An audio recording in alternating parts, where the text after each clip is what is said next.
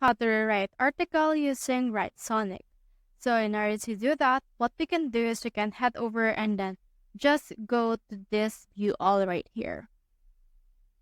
Now for this one, we have in here all of this. We can see in here our write, our humanizer, our rewrite, and you can also see in here your emails you can use for this case. But for this, we want to use this here, the rewrite option. Now head over and write in here something, and then click on this next. Then after that, you can put in here your basic settings. You can keep the current length.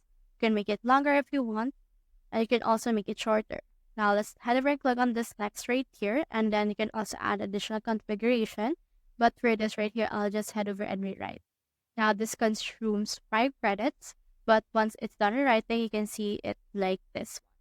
So you can head over and use it to your liking. So that's how you write article using WriteSonic. Hope we helped.